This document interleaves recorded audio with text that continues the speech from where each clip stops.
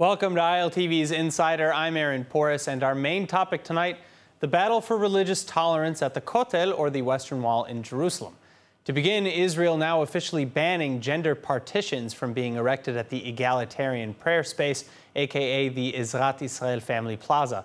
This has Haredi protesters still trying to impose stricter religious observance at the plaza, despite the government's agreement to establish the separated space back in 2016. Additionally, this is on top of increased security at the site following a June protest that authorities are calling shameful and outrageous. During the incident in question, a number of ultra-Orthodox youths forcefully disrupted bar mitzvah ceremonies in which men and women were jointly participating. Also, prayer books were taken and destroyed, even used as tissue paper, prompting Prime Minister Yair Lapid to apologize on Israel's behalf. So what will result of the battle for free prayer in Israel, and can the relationship between Israel and diaspora Jewry weather the storm? With me to discuss is founding rabbi at the Tel Aviv International Synagogue, Rabbi Ariel Konstantyn, and Rabbi Dov Halbertal, former head of the Office of Israel's Chief Rabbi. Thank you both so much for joining me. Now, Rabbi Konstantyn, I'll actually start with you. The protesters, if not rioters, according to some, are calling the visiting worshippers Nazis, Christians, animals. They blew whistles, tore up prayer books. Would you agree that this is abhorrent? Not just abhorrent. It's so outrageous that there's few words could really describe what we would call in simple Jewish terminology, Chilul Hashem, the desecration of God's name. We're talking about prayer books. We're talking about people, and respecting one another is the very foundation of what it means to be a Jew. Derech Eretz Kamala Torah, no matter what your beliefs are, you must respect one another and other people's beliefs and person, place, and property. And to take holy books and to use them as tissue to blow nose and to disrupt a bar mitzvah, where this is this child's Jewish experience, and nonetheless do it at the Kotel, the place which represents the fact that the temple was destroyed because of such action, because of sinat chinam, a baseless hatred. If this hatred continues and such the violation of human dignity continues, we have no chance of repair and rebuilding that we pray for during these 3 weeks leading up to Tisha B'Av. It's so abhorrent that there's few words can describe it more further. Rabbi Halbertal, would you agree with the previous statement, the proposition, and also that this is Chilul Hashem, or profanation in God's name? Yes, I would agree, but I have to say that both sides are provocative. The women are very provocative, coming with Sefer Torah, with the scroll inside the Kotel and dancing together. You know, they know how to provocate, and it brings, I would have said, not such a polite reaction. So both sides are blamed in this situation. But in this case, you're talking about women of the wall, for example, coming with Torah scrolls and religious texts to an egalitarian shared space, or at least maybe just to the women's section. If they're off to the side, so to speak, how is that provocation against the more religious streams? If they are in the side, it's not a provocation. Well, that's where they are. They're in the egalitarian prayer space under the Robinson's Arch. They are coming to the main place. The main Ezrat Nashim, in the women place, in the big place, and they are making provocation and dancing with the Sefer Torah and singing in front of all 98% Orthodox people. They want to insult them. They want to provoke because they know that the communication will be with them and everything. But to give them a space. Well, what are they singing that is a provocation towards the other people who are there? Are they saying anything in terms of protest, or are they singing songs, religious prayers and songs? In the Orthodox tradition, women are not singing loud. Women are not dancing with a Sefer Torah, that it's a distort of the religion. Women are not, dancing with men or something like this. And with tefillin, wearing tefillin, it's a disgrace. It's a fake religion. They know it, and they encourage even assimilation. People know what reforms mean.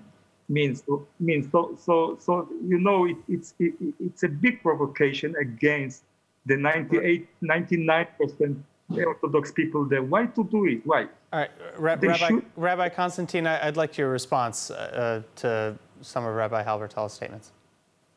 First of all, I think it's important to differentiate again that the incident that you mentioned was not at the main plaza of the Kotel, and it was in the Yesvat Yisrael on the side, and therefore does not constitute a provocation whatsoever. And immediately saying it's a provocation is a distortion of the event that happened.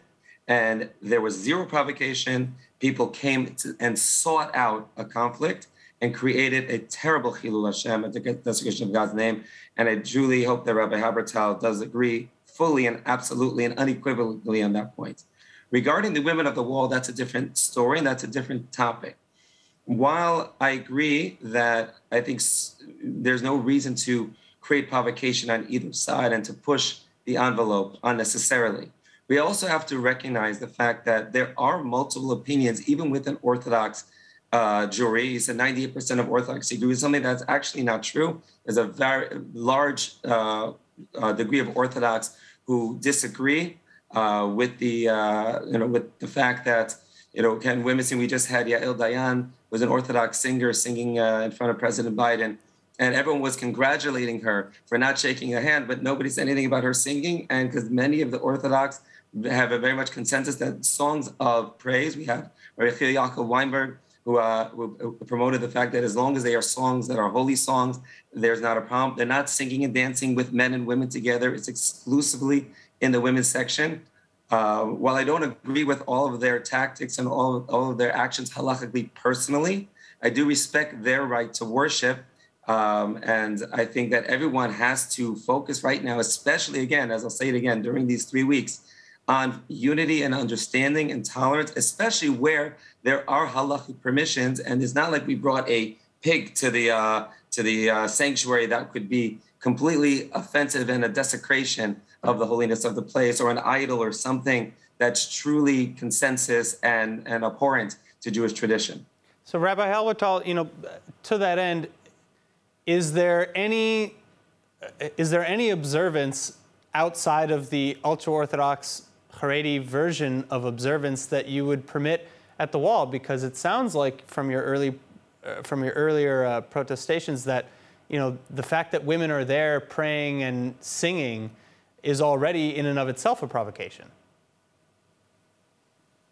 In some way, that's true. But I think we can compromise. We can give a different and a far space, respectable, to the non-religious, to the Reform and non-religious people, to make the ceremonies the way they want to do it.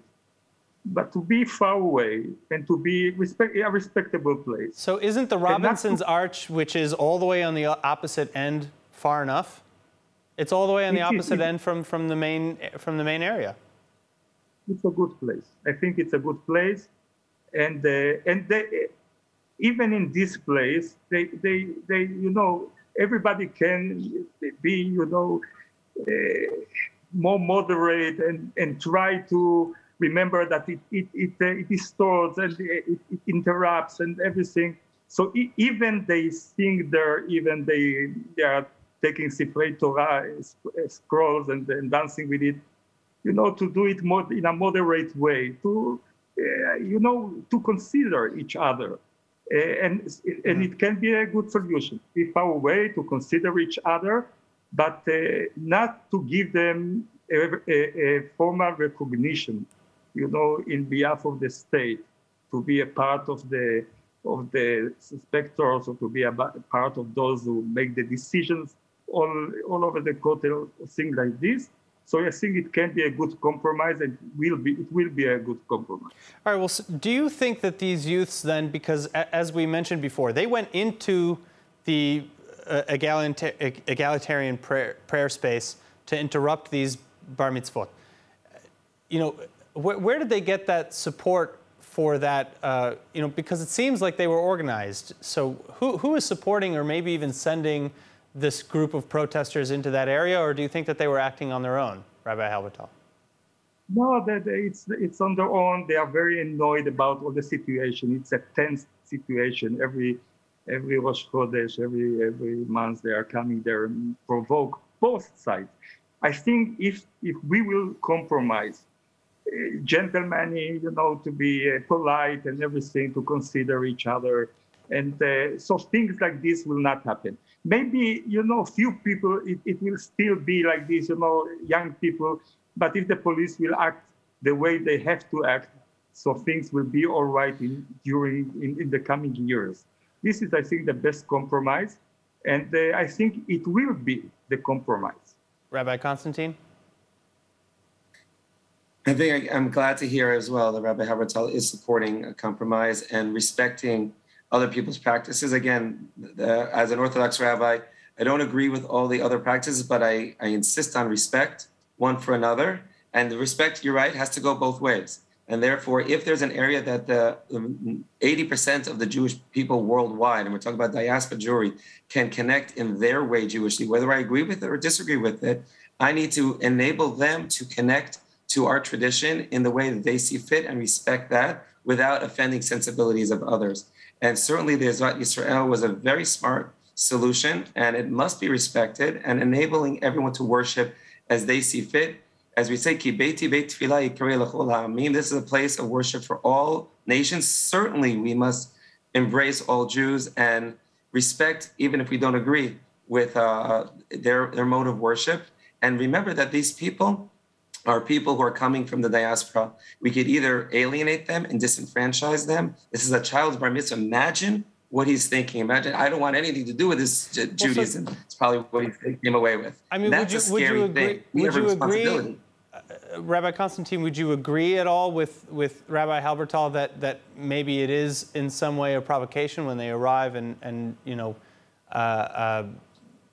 perhaps intrude on some of the locals, or or do you think that the prayer space as it has been established is sufficient? I think, first of all, the prayer space it's not a synagogue. As much as it functions as a synagogue, it's not a synagogue, and therefore isn't even bound by the rules of a synagogue from a Jewish legal perspective. While the tradition has been established as such, we have to understand that the minority is imposing their view on the majority, and this is a place where people want to spiritually connect. And most of the women of the world are actually Orthodox. And, while they might put on tefillin, we know that, Michal, the daughter of King Saul and wife of King David, put on tefillin, and perhaps Rashi's daughters as well. Again, not saying that I'm advocating that halachically, even though the Shulchan Aruch is not dead set against it. But I'm saying if this is their mode of worship, why don't we just allow them to, if we didn't make such a propagation, they would have no cause. And they would just come and they would pray quietly and peacefully like everybody else. Let them pray as they desire to. This conflict is happening in front of the Kotel, in front of the destruction that was caused by such narrow-mindedness and insistence. It's my view or no, nothing. My way or the highway. Well, this is what caused the destruction in the first place. What about Rabbi Halbertal's assertion that they should not necessarily have representation in positions of authority, if I am characterizing that accurately, Rabbi Halbertal? Yeah, of course, because, they are only 2% here. The big majority of the Reform people is in America. They don't want to come to Israel. They don't. If they would have come to Israel, millions of them, 1 million, 2 million, they would have changed all the relationships in between religion and state. They would have been the Knesset. They would have changed the laws. They would have changed the demography. They don't want. They want to stay, with the barbecue in Miami Beach. They want to stay in the affluence of America. They want to be there. A part of them is against the state of Israel, is against the Zionism. Not, in the last war, they protested about it. So I don't want them to sit there and to impose their values in me here. If they want to come here, let them come here. But now, until now, they are even 2%, even less. So you cannot, we don't want to recognize them. And we have the power, the 98 of the power. So in the meantime, while they are staying, and they will stay in America forever, they even will assimilate there. They will disappear practically, I think. that the fear of them, of being disappearing in assimilation in America, makes them, to come here and to provoke here, because it's the only place that the 2% will stay, the 2% of the reforms. Right. We don't want and we don't have to recognize them. Rabbi Konstantyn? It's a very gross misrepresentation of the reality and of our mission, especially in the Orthodox community, as both of us share that that belief. But the fact is that maybe they're staying in Miami and having a barbecue, but their connection to Judaism might actually be this experience here, and that experience here might actually stem the tides of assimilation, might actually connect them to their tradition. You never know if their children or grandchildren will become Jewish and affirm and deepen their connection to Jewish ties because of a positive Jewish experience here in Israel. We need to encourage that, but we care about assimilation. Just to say, okay, let them go, assimilate, they're going to assimilate in a generation 2, they're not going to be Jewish, so who cares? Opposite, we need to encourage them to come. We need to welcome them. We need to embrace them, and we need to create a place where they can have this positive Jewish experience so that there is a hope that we can have a continuity and embrace all Jews. Again, the Kotel and Israel belongs to all Jews, no matter what their beliefs are. And so does that mean extending the table of positions of power, of authority, to people from more reform streams? I sit on the New York Board of Rabbis, which is an interdenominational board of rabbis, and we respect each other as much as we disagree with each other. And we need to have, if we want to mend the rift between diaspora Jewry, and yes, there is a rift, and you're right, there are protests against Israel, and the rift is widening and deepening. We have to reverse that tide, and in order to do that, yes, we have to give respect and understand that there are other views, whether we agree with them or not, and give place and expression for all Jews in all ways of thinking. Rabbi Halbertal, would you agree that that there's a growing rift with the diaspora Jews and Israel that should be mended? Not in this meaning. They will not come, the reforms here. They will not leave America to come in Israel, even if the Kotel will be in this side. But the premise of my question is to suggest. But the premise of my question is to suggest that the connection between the connection to Israel and support for Israel among diaspora Jewry is paramount for Israel's success. Would you agree? Yeah, that's right. That's right. You can do it. I think the state of Israel is doing it. It's a good thing. It's very good to bring, as we say, Yiddishkeit, Judaism to the diaspora. They are going to be very leftist. The new Jewish generation there. They are ignorant of the Jewishness, ignorant of Zionism, ignorant of the state of Israel. We have to care them. We have to bring them here, even to visit here in Israel. But there is a big difference in between bringing them here or stay there in education meanings, or to recognize this kind of religious here. There is a big gap between those two things. So in one side, we cannot recognize them. On the other side, they will assimilate in the state. Nothing will be stay from them in a few generations. I think we will have a Jewish people, non-religious, non-Orthodox in America in few generations. Rabbi, even if we accept that as true, that there's this small percentage of Jews in the diaspora who have zero interest in Israel and zero interest to ever come to Israel, and therefore, according to your logic, should not have any sort of control or sway over Israeli policy, there are Reform and less than Orthodox Jews, more secular Jews here in Israel, and not an insignificant amount. Wouldn't you agree? I mean, shouldn't they have some sort of say? No, they are 2%, 3%. We don't have, and they are very, they are very missionaries. They want to influence other people to come to live their orthodoxy and to be reformed.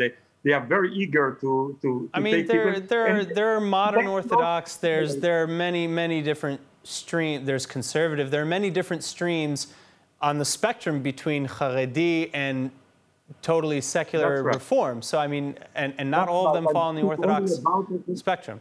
I'm talking only about the conservatives and the reforms. The modern Orthodox, it's another.